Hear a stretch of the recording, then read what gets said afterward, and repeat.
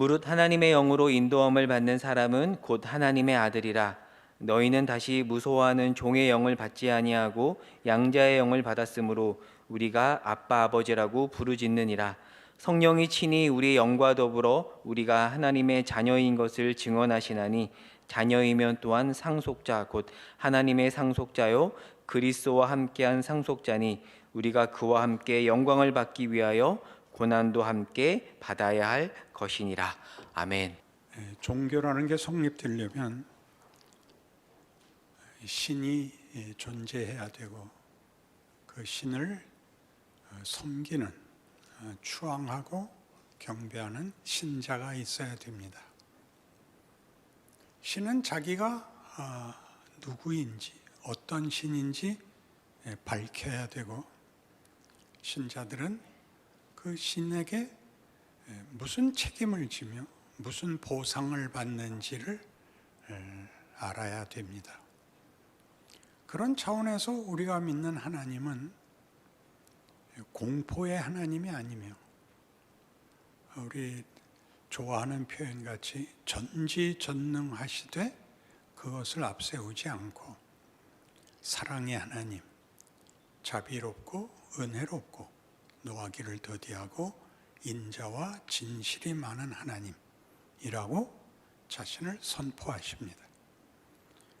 오늘 본문에도 보는 것 같이 너희는 다시 무서워하는 종의 영을 받지 아니하고 양자의 영을 받았으므로 우리는 우리가 믿는 신을 아버지라고 부를 수 있습니다. 여기가 기독교의 가장 중요한 다른 모든 종교와 비교할 수 없는 특징입니다. 우리 하나님은 우리에게 공포의 대상이 아닙니다.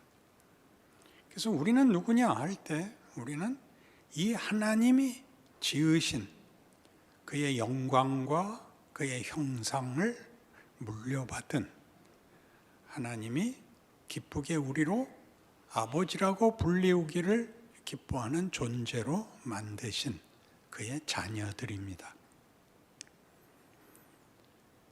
세상에서는 인간의 존재론을 따질 때 인식론적으로 잘 아시는 대로 나는 생각한다, 고로 나는 존재한다 라고 자기의 존재의 근거를 가져야 된다면, 예수를 믿는 사람들에게는 나는 하나님이 사랑하시는 자녀다가 그 존재론의 근거가 됩니다. 하나님이 우리를 사랑하시며 우리를 기뻐하시며 우리에게 찬송받으시며 우리가 하나님의 영광이 되기를 기뻐하십니다. 그런데 왜 고단하냐 하는 문제가 이제 현실입니다. 이 하나님이 우리를 향하여 끊을 수 없는 관계, 마치 혈육같이 우리를 부르시고 묶으시고 약속하시고 모든 것을 주려 하십니다. 오늘 본문에서도 본 바와 같이 우리는 하나님의 종이 아니고 하나님의 자녀이며, 그래서 그 유산을 물려받을 후손입니다. 유산을 물려받는 후손이라는 것은 재산을 물려받는다는 간단한 얘기가 아니라, 모든 부모는 자식에 대하여 자기가 가진 것을 몽땅 줄 수 있는 관계를 가집니다. 우리가 하나님의 자녀라는 것은 하나님이 우리를 위하여 못할 것이 없다, 그렇게 선언하는 것이며, 내가 네게 줄 수 있는 가장 귀한 것들을 다 줄 테이니 너희는 받아라, 그걸 배워라, 이렇게 말하는 관계라는 것이죠. 여러분, 우리 세상에서도 부모와 자식의 관계는 매우 놀라워서, 여러분이 누구에게 당신은 무슨 그레고리 팩을 닮았다 그러면 굉장한 칭찬인데, 그래도 불쾌하죠. 그레고리 팩이 나를 닮았지 왜 내가 그레고리 팩을 닮았냐, 그렇게 말할 것입니다. 그래서 여러분을 칭찬할 때 누군가가 당신은 참 훌륭하다. 내 자식은 그만 못하냐? 그러면 평생 왼수가 됩니다. 자식은 부모 입장에서는 부모보다 자식이 더 낫기를 바랍니다. 기꺼이 그럽니다. 그래서 가깝고 싶으면 당연히 당신 자녀들은 참 놀라워, 귀해. 어떻게 그런 자식을 낳았어? 그럼 평생 동안 이제 절친이 되는 것이고 무슨 문제가 있어도 상관이 없는데 바로 이런 부모는 자식에게 줄 수 있는 것을 다 주며 심지어 자기가 희생을 당하고 믿지는 한이 있어도 자녀에게만은 양보하거나 제한하지 않는다라는 것을 우리가 압니다. 그런데 이렇게 사랑하는 부모가 크면서는 왼수였던 것입니다. 왜냐하면 공부를 하려지 않습니까? 학교를 가라. 공부를 잘해라. 너 92점이 뭐냐? 100점을 맞아야지. 혹 실수를 했으면 99점이어야지. 왜 79점이냐? 너 정신이 있냐 없냐? 들들 볶는 게 부모입니다. 야, 너 잠이 와? 지난 시험에서 너 32등 했는데 너희 반 학생이 22명이라는데 왜 등수가 32명이냐? 너 죽을래? 복죠. 그래서 다 부모가 싫습니다. 받는 혜택보다 당하는 닥달이 더 엄하기 때문이죠. 왜 그런다고 생각하십니까? 훌륭해지려는 거죠. 그러니까 우리 하늘 하나님이 우리를 들 볶는 이유는 딱 하나입니다. 너는 짐승이 아니다. 너는 종이 아니다. 너는 나와 상관없는 존재가 아니다. 내가 모든 성실함과 열심과 가장 큰 힘을 기울여서 만든 존재고 그 결과를 보려는 아버지다. 그러니 넌 쉬울 수 없다. 그렇게 말하는 것이 사랑인 것입니다. 그러니까 사랑은 대강은 할 수가 없습니다. 사랑은 최선을 행하지 않는 한 사랑은 만족하지 못하며 할 수 있는 데까지 했으면 더 했다고, 더 하겠다고 덤비는 것이 사랑인 것입니다. 우리 지금 부모가 자식한테 한 얘기로는 이 뜻이 더 분명히 다 드러나지 않기 때문에 하나 더 가보죠. 현실적인 사랑이 무엇이냐에 대한 증거는 이것입니다. 에베소서 5장에서 성경은 부부에 관하여 이런 약속과 명령을 내립니다.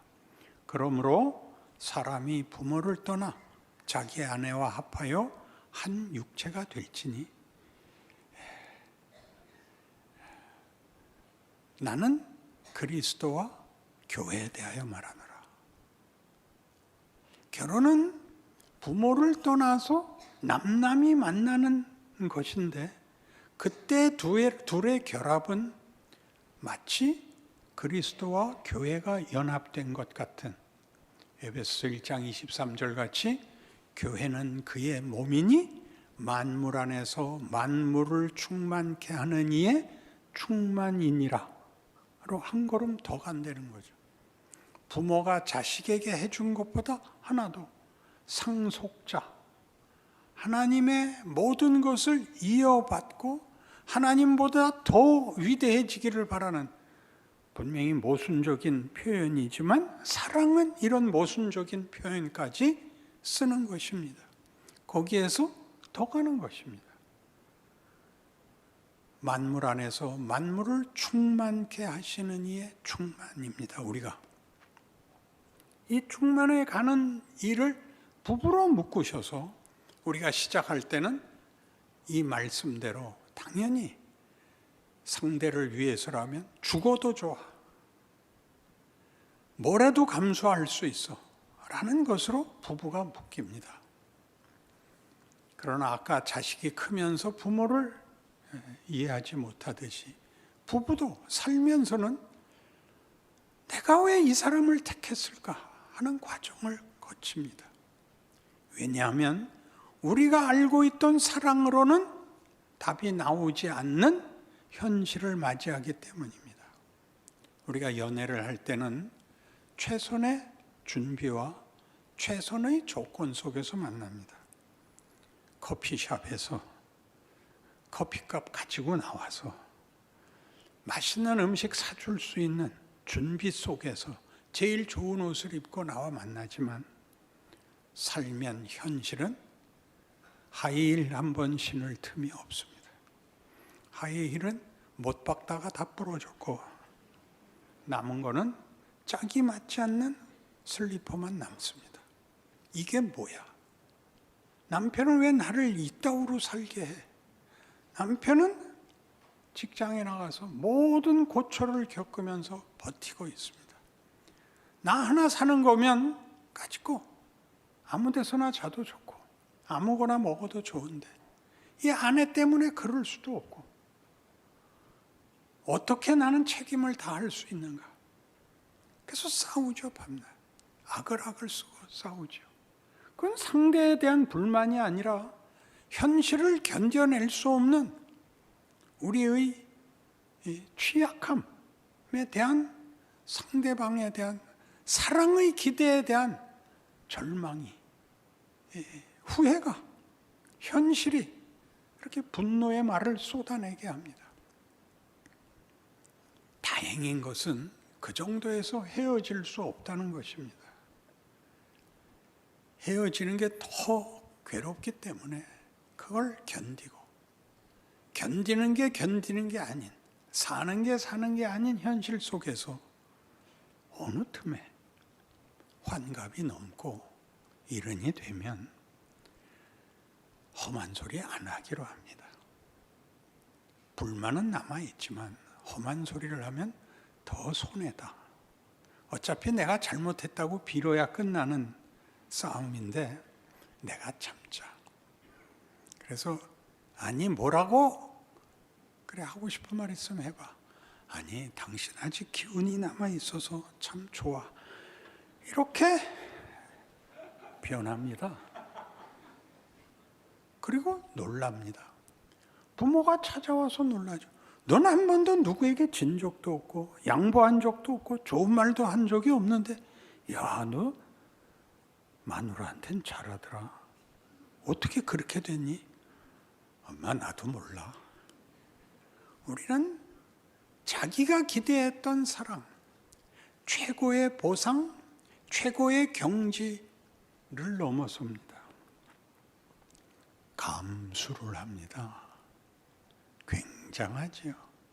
인간이 될 수 없는 지경에 갑니다.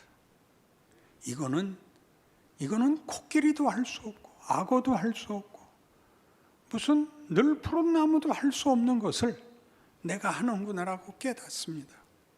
여러분, 이 말이 여러분에게 낯설게 느껴지실 수 있는데, 이건 하나의 그냥 현실적인 얘기를 예화로 드는 게 아니라, 성경을 보시면 하나님은 아담에게 생육하고 번성하라, 이 세상을 다스려라, 그리고 다만 이 열매만은 먹지 마라 라고 시작을 하십니다. 근데 딱 하나 하지 말라는 거 하죠. 그러자 하나님은 한 걸음 더 나오십니다. 아브라함을 부르셔서 그 사망으로 망해버린, 망할 운명밖에 남지 않은 세상에다 대고, 내가 네게 복을 주어 네 이름을 창대케 하리니 너는 복의 근원이 될지라. 너를 축복하는 자에게는 내가 복을 내리고 너를 저주하는 자에게는 내가 저주하리니 땅의 모든 족속이 너를 인하여 복을 얻을 것이니라. 너 이거 먹으면 죽는다. 너 먹었다 죽어라 해서 그 인류를 놓고, 너를 축복하는 자는 내가 복을 내리고 너를 저주하는 내가 저주하겠다. 이 같은 인간을 놓고 하나님이 여기로 더 나오십니다. 우리를 만들어 놓는 바람에 하나님은 당신이 하시는 최선을 넘어서십니다. 모든 족속이 너를 인하여 복을 얻을 것이다. 그들은 나중에 이렇게 저렇게 애굽에서 종로로 탈 수밖에 없게 되는데 모세를 세웁니다. 모세를 세워서 그들을 끌고 나오시죠. 말을 안 들어서 하나님이 모세 보고 이거 다 죽이고 너로 내가 새로운 민족을 이루겠다. 모세가 뭐라 그래요? 하나님, 내가 하나님이 누군지 압니다. 죽이긴 누굴 죽여요? 여기까지 끌고 나오셨는데요. 참으세요. 그래, 네 말이 맞다. 더 가자. 하나님이 변하신다니까요. 모세를 세우고 사무엘을 세우고 엘리야를 세우고 하박국을 세우고 이사야를 세우고 세운 선지자마다 하는 얘기가 뭔지를 보세요. 이제껏 알았던 하나님, 이제껏 했던 하나님이 이스라엘 백성에게 베푼 최선을 넘어서는 그들의 변덕과 반역과 그들의 실패를 넘어서는 얘기를 하죠. 새 언약을 내가 너희에게 주노라. 이번 언약은 너희를 애굽에서 꺼낸 언약과 다르다. 그때는 내가 너희의 남편이 되었어도 너희가 내 말을 듣지 않았다. 그래서 이제는 내가 내 아들을 보내 너희들을 내 원래 목적 하나님의 자녀라는 이름이 갖는 영광에 이르게 하고야 말겠다. 그리고 그래서 예수가 오시게 됩니다. 사랑은 놀라운 것이죠.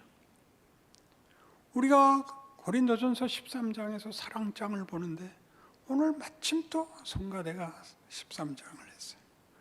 사랑은 환상이 아니며 능력도 아니며 그리고 열정도 아니랍니다. 사랑은 오래 참는 거랍니다.